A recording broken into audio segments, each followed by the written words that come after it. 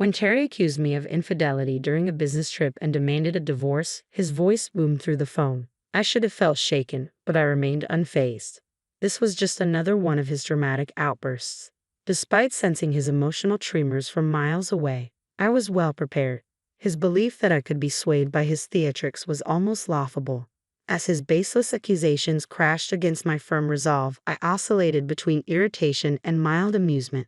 But in that moment, I began to feel empowered. This wasn't just a minor disagreement, it was a defining moment for me. Internally, I smirked at his pathetic attempts to manipulate me, and then, in a pivotal flash of insight, I realized it was my turn to take control. I'm Megan, 30 years old, and I've been steadily employed at a college bookstore since graduating from junior college at 21. In contrast, Terry, 3 years my senior, had a rocky career path. When we first met 2 years ago, he was constantly job hopping or unemployed. His marriage proposal came swiftly, but I insisted on a precondition. He needed to secure a stable job. I was determined not to enter into a marriage without ensuring our financial future. Okay, but there's a condition, I stated firmly, noticing the worried look on his face. You need to find a stable job. Otherwise, marriage is off the table. We have to think about our future. He tried to brush it off with a casual remark. Don't worry, you're working, so there's no rush, right? But I reminded him that my parents would have concerns if I got married without a stable job. After laying down my condition, he promised to find a job before we seriously considered marriage. With a newfound sense of responsibility, he began his job hunt and eventually landed an office role at a construction company, allowing us to move forward with our wedding plans. At the time, I viewed Terry as somewhat reckless with finances and his career, but I believed we could complement each other. I hoped to guide him toward financial prudence while he could bolster my strengths. Little did I know, however, that our real challenges were just around the corner. About a year into our marriage, as we started exploring options to buy a house, Terry dropped a bombshell. I might not qualify for a mortgage, he said casually one day. I was stunned. What do you mean? I demanded more details. He explained that since he hadn't been in his job for very long, he might need a guarantor for the mortgage. The only person who could help is my dad, but he's overwhelmed with his gambling debts. Why didn't you tell me this sooner? I was flabbergasted, especially since we were already sitting with the contract and the real estate agent right there. Ever unfazed, Terry suggested, if we put the house in your name, it should be fine, right? You've been at your job for a long time, so securing the loan won't be a problem. We can both contribute to the mortgage payments. It's just a technicality. That's not the point. I shot back, my frustration mounting. I argued, feeling my frustration simmer. Why didn't you bring this up earlier? This affects me too, and I'm not even prepared with the necessary paperwork. Although he apologized, his remorse felt shallow, lacking any real depth. Despite my urge to press the issue further, the contract lay on the table, pushing us into a corner with the real estate agent present. I decided against escalating the situation. Reluctantly, I hurriedly gathered the documents I needed for the loan application, like my income statement. In a spur-of-the-moment decision, I finalized the purchase of the house in my name. Doubts gnawed at me. Could I really see a future with this man? Perhaps I should have firmly stated that we wouldn't proceed instead of rushing to prepare the paperwork. My anxiety only deepened with the looming issue of my father-in-law's financial instability. Just the other day, I was talking to Dad when Terry started casually. He might lose his house because of the debts I told you about, so he's thinking about moving in with us. Is that okay with you? Why would you even consider that without discussing it first? I snapped, frustration rising. Terry simply shrugged. Well, he's in trouble, and my brother is working abroad and can't help. I'm the only one Dad can turn to. Maybe we could let him stay with us, at least until he sorts out his situation. But having him live with us permanently, that's a huge decision, I countered. Terry frowned. You just don't want him to stay, do you? If he moves in, we could split the living expenses. Always with the money, I shot back, exasperated. You're the one who never seems to contribute. I retorted sharply. You promised we'd split the mortgage, but I'm the only one paying. You haven't contributed at all. In a marriage, finances are supposed to be shared. It's not just my money, it's supposed to be ours. It's only coming out of my account because the house is in my name. You're being incredibly self-centered. My voice was thick with exasperation, but Terry muttered under his breath, I hate discussing money, before storming out of the room. These disputes became a regular occurrence in our home.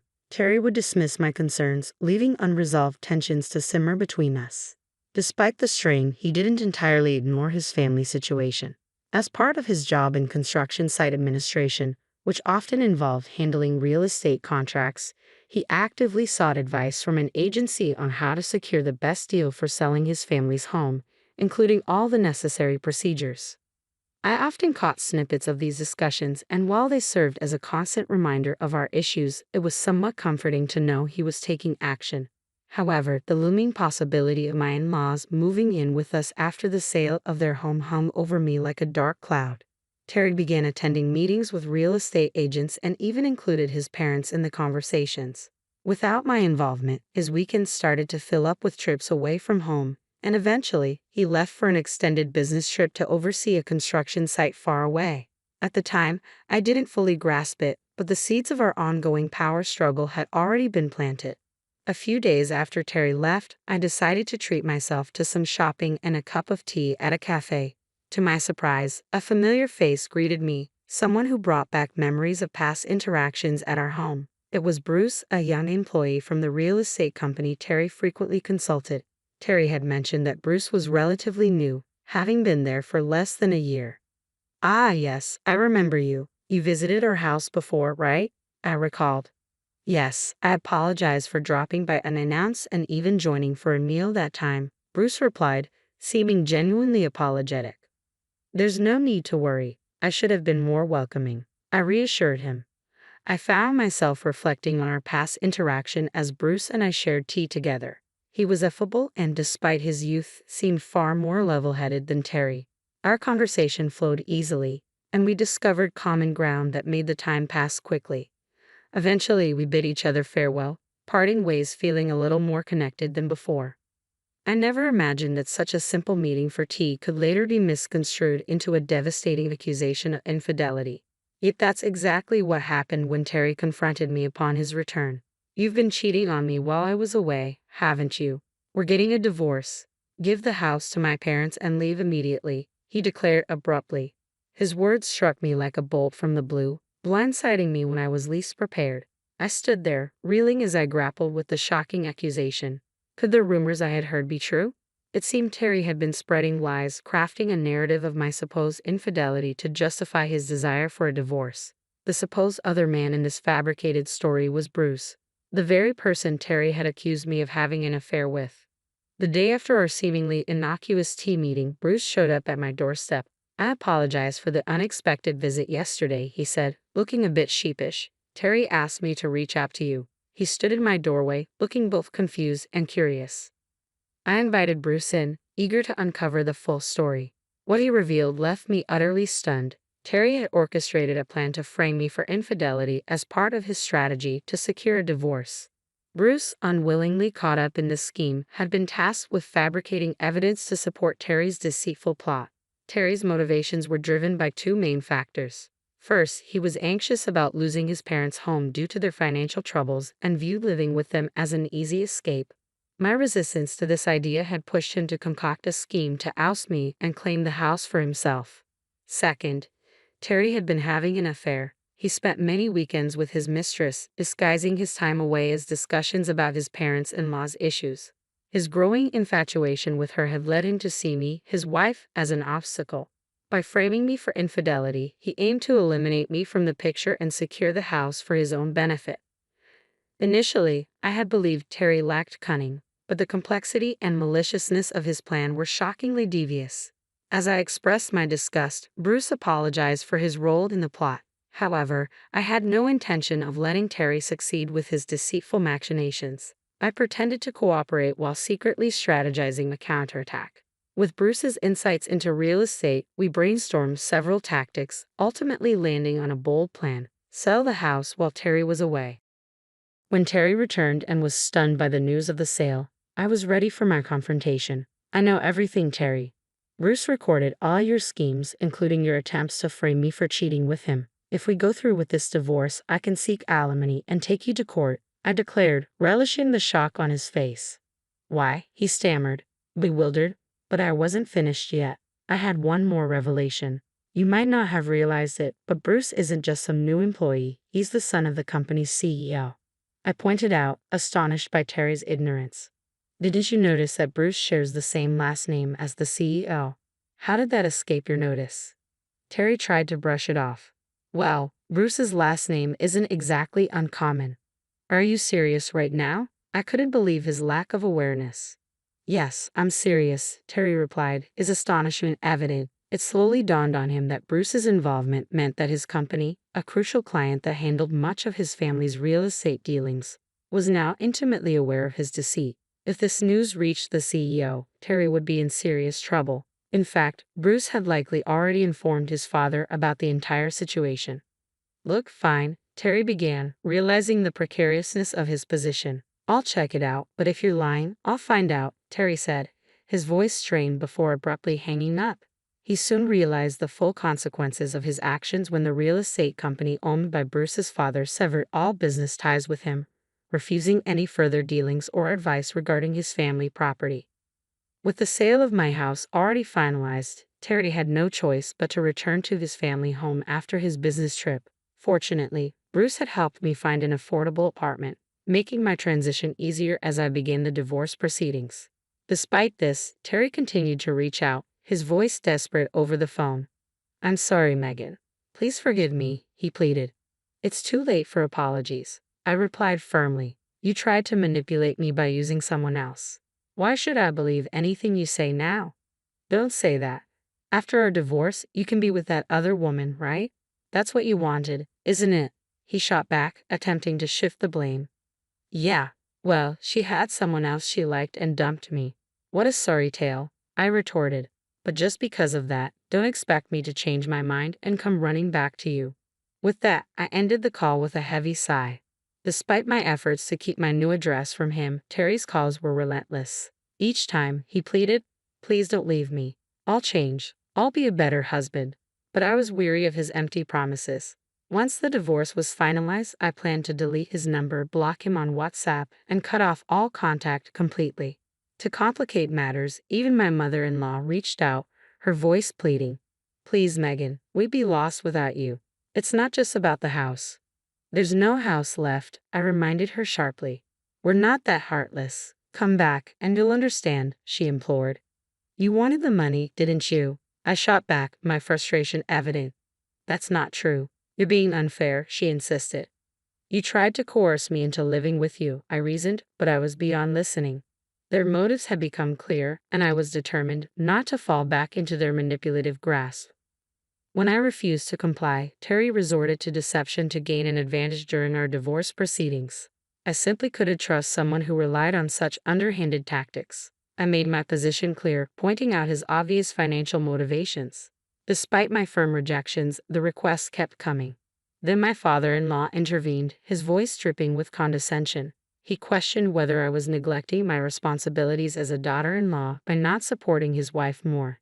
He couldn't believe I would refuse, attributing my stance to the personal debts I had supposedly accrued. I stood my ground, and in response he raised his voice so much that it was painful to listen to. He accused me of being cruel, neglecting my mother-in-law during her time of need, and unfairly blaming her for my own issues. He even threatened to make me regret my decisions, calling me a wicked woman. After that distressing call, still resolute, I saved the audio recording and discussed it with my lawyer. It turned out that my father-in-law's aggressive words constituted legal threats. Armed with this evidence, I warned Terry that I was prepared to take legal action unless he agreed to the divorce terms. Faced with no other options, he finally agreed, albeit reluctantly. This marked my liberation from the oppressive grasp of his family. Following the divorce, Terry's professional reputation took a nosedive. His colleagues' trust in him waned, and he faced diminished responsibilities at work. Financial strains forced him to sell the family home at a significantly lower price. Now, he lives in a small apartment with his parents, grappling with reduced income and the pressure of supporting them. Additionally, he is obligated to pay me alimony. I learned about the extent of Terry's difficulties through Bruce, who remained a trusted confidant. While exploring new career opportunities, I found a chance to use the customer service skills I had developed at a clothing store. Bruce, who had recently moved to the HR department of a real estate firm, encouraged me to apply for a role that required strong communication skills. After giving it some thought and discussing the potential with Bruce, I decided to accept the job offer and join the real estate company.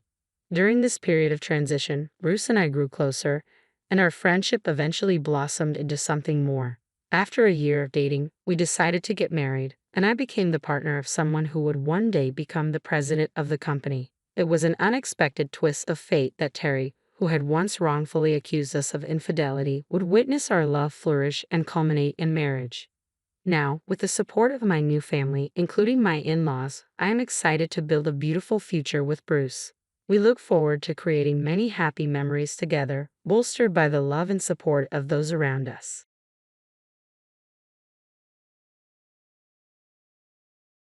My husband Brian, who I supported through thick and thin, was promoted to department head, only to be taken away by my best friend.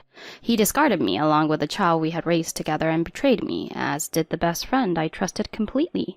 It was the lowest point in my life, but thanks to my daughter, who was now an adult starting her career, I somehow managed to recover and look forward.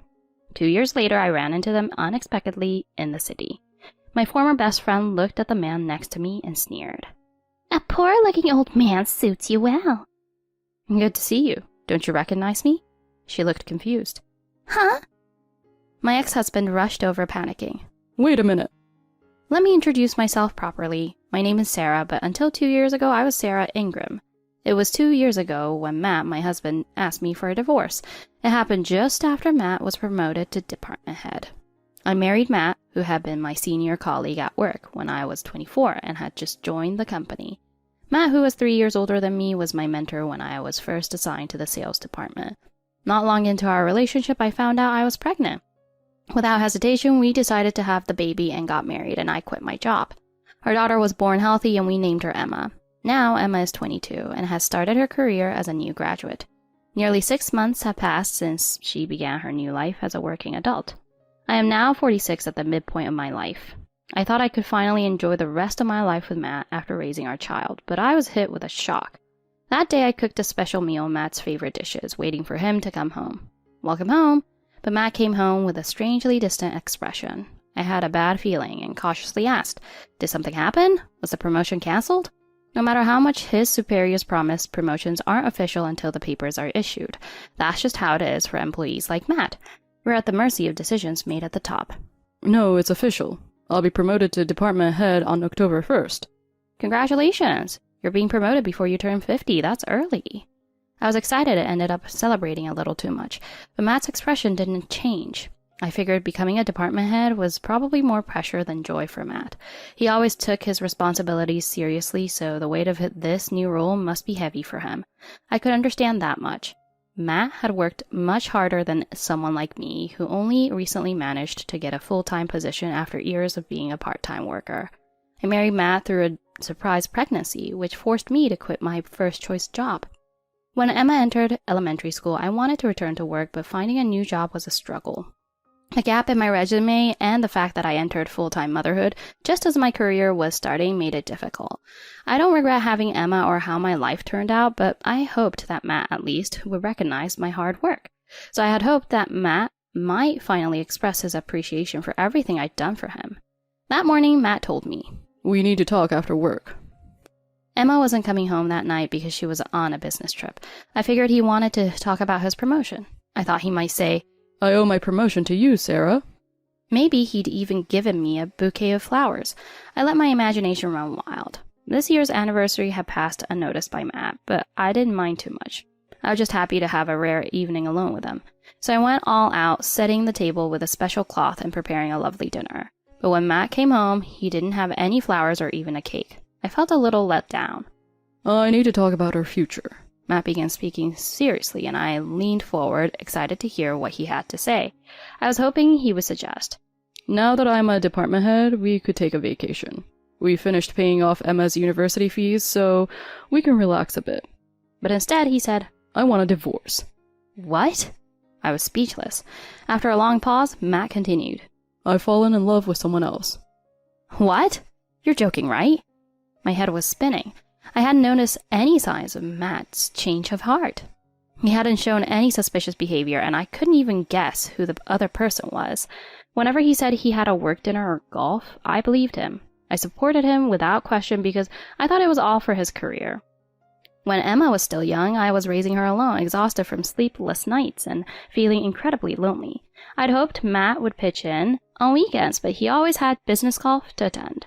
His ambition to succeed at work was so intense that I knew he wanted to prove himself to his superiors. So I chose not to complain and supported him from behind the scenes. I had witnessed firsthand how Matt was coldly treated by his boss after our unexpected pregnancy and my subsequent resignation. One of Matt's superiors had said, "He's a rookie with a slow work pace, but he sure knows how to get a woman pregnant fast."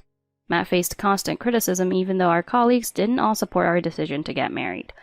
Matt endured the criticism and worked incredibly hard, and that hard work paid off with his early promotion to department head. I always made sure to choose thoughtful gifts for his bosses and their families, even if it took extra time and effort. I smiled politely at events where I knew I was being judged for leaving work early. I did all this because I wanted Matt's promotion to reflect well on both of us. But rather than thank me, Matt was now planning the ultimate betrayal. Until Matt asked for a divorce, I hadn't suspected for a moment that he was having an affair. Was I foolish? Who's the other woman? I had to hear the truth even if it hurt. Perhaps Matt was just infatuated, and she wasn't serious about breaking up our family. "You know her. She's someone close to you." My mind raced, imagining different faces. Was it a former coworker or one of Emma's friends? That would be too strange. She's too young, and it would make Matt look creepy. Could it be one of the families we knew through Emma's activities, like swimming or ballet? Matt never really took part in those activities, though, so it didn't make sense. Matt didn't even drive Emma to her lessons. Why was he stalling? Just tell me.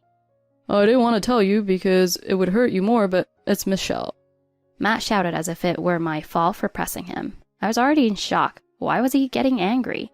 Even though I was trying to figure out who the woman was, my mind wandered to the trivial detail of how we addressed each other. I started to regret not keeping a more romantic distance between us. Then Matt dropped the name. "It's Michelle." Michelle? What about her? Why bring her up now? Michelle had been my best friend since childhood. She was the only one I could call my true best friend. When Matt and I got engaged, Michelle asked me to introduce her to one of Matt's friends. A few years later, she married one of them, and they had a daughter, Jessica, who is 3 years younger than Emma. We often discussed parenting together. We'd have barbecues with our families whenever Matt managed to get a rare day off, and we were close for about 5 years. Michelle had once seen me touching Emma's outgrown clothes and joked, "Holding on to these clothes like this? Not letting go is a sign of a toxic parent. It's just stuff, Sarah. You need to let go or you'll be that kind of mom." I took her words to heart and tried not to be so attached. After Jessica was born, I gave Michelle Emma's old clothes and toys as hand-me-downs. I told her to dispose of them if they were no longer needed, but I had a hard time parting with the uniform Emma wore during her first year of preschool. There were so many memories attached to that uniform from the days we first navigated preschool together. I wanted to keep it forever. I asked Michelle if she would return it to me once Jessica graduated. "I might need if we have another baby," I lied, worried that Michelle might mock me again. But Michelle's marriage didn't last long, and by the time Jessica was still in kindergarten, they divorced. "Here, I'm returning the preschool things. You told me not to throw them away." When they decided to move Jessica to a daycare center, Michelle handed me 3 large bags. I was relieved to have them back, even though the sleeves were worn and the pleats I had sewn on had ripped off and replaced with others. I was genuinely happy to see them again. "It must be nice to be a housewife, huh, Sarah? I'm still dating, you know, but as a single parent, I can't have another baby for Jessica." She hadn't talked to me about her delicate marital problems. At the time, I had given up trying for a second child because Matt was working long hours and had no time for family. He'd often come home late, exhausted, and there was no room for discussion about fertility treatments. I let it go, grateful that I was better off than Michelle. When Michelle once accused me of still dating, I didn't deny it and just smiled it off. "The guy you introduced me to left me for another woman, Sarah, so it's your fault." Michelle picked a fight with me shortly after her divorce. She was the one who had asked me to introduce her to someone. I barely knew her ex-husband, and when I first met him, Michelle fell for his looks and actively pursued him. I had urged her to take things slow and get to know him better. But when she blamed me for the failure of her marriage, I was confused. Still, I understood that she was leaning on me as her friend in a tough time, so I didn't hold it against her. I always wanted to help Michelle and her daughter Jessica after her divorce. I even registered as an emergency contact for Jessica at her daycare. Whenever Jessica got sick and Michelle couldn't leave work, I would pick her up, take her to the doctor, and care for her. Until Emma started middle school, I adjusted my part-time work schedule to be home for her after school. Once Jessica was older, she would come to our house after school rather than staying at daycare. Jessica attended after-school programs until 3rd grade, but she didn't get along well with the staff. Private daycare is too expensive, so I'm really grateful for your help, Sarah. When Emma graduated elementary school and entered middle school, my life changed. One of the clerks at my part-time job got married and had to move away, so the company asked if I'd like to work full-time. I talked to Matt, and he welcomed the idea of increased income for our household. Emma was also supportive of me working full-time. After focusing on family life since I was 24, I was excited to finally work without restrictions. The only problem was that my full-time work meant Jessica would no longer have a place to go after school. Well, it's not ideal, but I guess Jessica will have to come home to an empty house now. I understood Michelle's situation was different from mine, as she had to support her household alone. But taking care of Jessica wasn't really my responsibility, was it? Still, our new life began and I saw less of Jessica, Michelle, and her family. 9 years passed and we didn't see each other as often as when our daughters were small, but we still lived close by. Even though we didn't meet often, I always felt that Michelle was my best friend. But then I found out. I want a divorce. I'm in love with Michelle. His words snapped me out of my thoughts about the past and brought me crashing back to reality. You're joking, right? Michelle is my best friend. I tried to laugh it off, but Matt's cold gaze told me he wasn't joking. I know she's your best friend, but I've fallen in love with her. I can't help my feelings. He was 49 years old, and yet he was talking like a teenager. How could an adult with a 22-year-old daughter speak so immaturely? It felt like I was watching some ridiculous soap opera. I shot back. So it's just your one-sided crush, right? Michelle would never betray me. I grabbed my phone and called Michelle. She picked up almost immediately.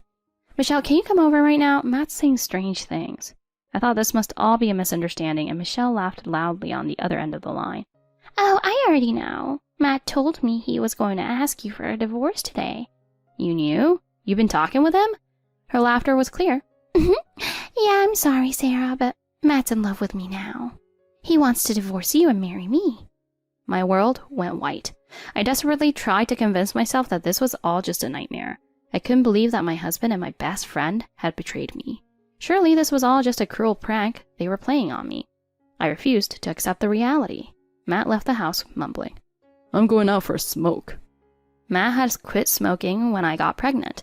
When did he start smoking again? A while later, Matt returned to the room, this time with Michelle. Sarah, I'm really sorry, but we've confirmed our feelings for each other. Matt's promotion made him realize I'm the better partner for the rest of his life. Despite her apology, Michelle's smirk was impossible to hide. Didn't you have a boyfriend? Michelle always had a boyfriend, even 6 months after her divorce. She claimed to be raising Jessica on her own, but some of her boyfriends had provided financial support. Sarah, don't bring that up in front of Matt. Those boyfriends were just there to fill a void. The truth is, I've always loved Matt. Michelle put on a melodramatic act, pretending to cry. Matt, standing right in front of me, gently stroked Michelle's head, comforting her. Sarah, don't blame Michelle. I'm the one at fault for falling in love with her. Now he was trying to play the hero in this pathetic drama. Watching them, I thought to myself, these people are unbelievable. My heart shattered. Tears rolled down my cheeks as I whispered, Since when? We've been meeting in secret for a long time, but we started talking seriously about marriage after my promotion was confirmed. I had no idea they had been seeing each other behind my back. I felt so foolish for trusting them. Michelle must have seen Matt's promotion as a way to improve her life and proposed the idea of marriage. So, now that you know, hurry up and divorce him already. Michelle gloated. Her arrogance made my tears feel ridiculous. Fine, I'll divorce him. But I couldn't help asking, what about Jessica? Does she know? Don't ignore your daughter's feelings. Emma will never forgive you, Matt. At the mention of Emma, Matt looked guilty and dropped his gaze. Jessica turned 18 and moved out, so she's no longer my responsibility. It's probably Sarah's fault Jessica turned out so defiant, considering how often she looked after her. How could they say such terrible things? I hadn't spoken to Jessica in a while, so I had no idea she had moved out. Matt had already prepared the divorce papers with Michelle's signature on the guarantor section. Seeing the grotesque sight of that paper, I lost all care and agreed to the divorce on the spot. Matt packed his things and moved out to live with Michelle. I never thought she would ask for my daughter's hand-me-down clothes, and my husband, like, they were the same thing. When Emma returned from her business trip the next day, I told her everything. Her reaction was more intense than I expected. That man, he's not my father anymore. Forget about him. And Michelle? She's the worst person I've ever known. I need to get better at reading people. I thought Emma would be deeply hurt by the divorce, but she handled it better than I expected. Have you talked to Jessica? I worry she might be struggling. I had cried myself out while Emma was away, so strangely I felt better. Mom, stop worrying about other people and start thinking about yourself. Emma's tears were in her eyes as she stared at me. Seeing her face, I realized she had suffered more than she showed. I hugged my daughter for the first time in years. She'd be leaving my side in a few years, but I swore to be the kind of a parent she could be proud of, especially now that Matt had failed her. 2 years passed without a word from Matt or Michelle. Emma was doing fine on her own, so there was no need to reach out to her father. Michelle had moved far away after marrying Matt, and we no longer crossed paths. But one day after attending a play, I ran into them by chance in the city. Our eyes met, and I couldn't pretend not to see them. A poor-looking old man suits you well. She looked at the man beside me with disdain. I shot her a look. I had just enjoyed a lovely time with my new boyfriend Jonathan watching a play together. Michelle's words were nasty as always. Good to see you. Don't you recognize me? Michelle's smug expression vanished, and she stared at Jonathan in disbelief. Huh? Matt looked equally stunned. Wait, you're Jonathan? Jonathan had been Matt's senior at the company and even mentored him when he first joined. He had been looking after Matt at work, but Jonathan had taken the fall for a mistake Matt made and resigned. I hadn't known about this until recently when I reconnected with Jonathan through a mutual acquaintance. That was how we started dating. The reason Michelle recognized Jonathan was that I had once introduced him to her as a potential partner. She had rejected him back then because he was too old and not stylish. Jonathan wasn't fashionable, but he certainly wasn't poor. He wore high-end brands without flaunting logos. People like Michelle, who only saw value in flashy things, would never understand. Jonathan had cleaned up his appearance over the years, cutting his hair and switching from glasses to contacts. No wonder they didn't recognize him. By the time Emma started working, they were too wrapped up in their affair to notice Jonathan. Jonathan now owns the company where Emma works. What? He's a CEO? Michelle shouted while Matt stared speechless. If I'd known that, I wouldn't have married Matt. He's so cheap. What? Michelle's crass outburst only made me pity her more. Relax, it's not a big company, and my income isn't huge, but starting my own business worked out for the best. Jonathan had been forced to quit because of Matt's mistake. Matt, meanwhile, had played office politics, using golf to win favor with higher-ups.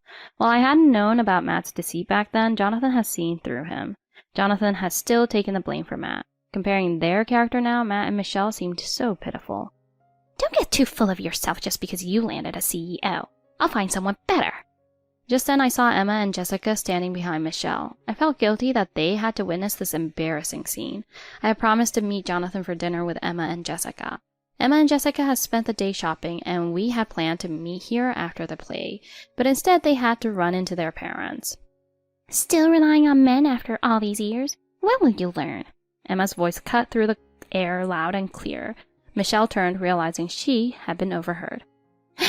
Jessica, how have you been? Emma, it's been a while, hasn't it?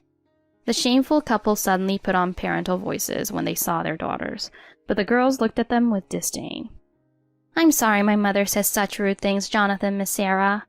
There's no need to apologize for your parents, Jessica. As far as I'm concerned, that man is no longer my husband, so his actions don't affect me anymore. Jessica at 19 was more mature than her own parents. Don't say things like that, Dad. Being related doesn't make us family. Matt pleaded with Emma. Emma, we're still family. You can't just cut ties like that. And Jessica, you've always loved your mom, haven't you? I loved you until the divorce, but after that you started dating random men and moving us to different places. It made me uncomfortable and ashamed. I used to wish that Miss Sarah was my mom. Even when she was going through so much, she always thought about me. Jessica's heartbreaking words brought tears to my eyes. I hugged her and felt an unshakable bond between Emma and Jessica like real sisters. I promised to always treat them both as my daughters. Come on, let's leave these foolish people behind and go have a nice meal. After all, we're not even married yet. Jonathan, usually so gentle, couldn't help but throw out a sarcastic comment, though I knew he was still angry inside. Right, Jessica, what shall we eat? We left Michelle and Matt behind, still muttering under their breath. Later, I heard through an old classmate that Matt and Michelle had divorced. Apparently, Matt had finally reached his breaking point after Michelle repeatedly insulted him. Emma and Jessica have remained close ever since. During the divorce, I had been so devastated by the betrayal that I hadn't considered asking for alimony.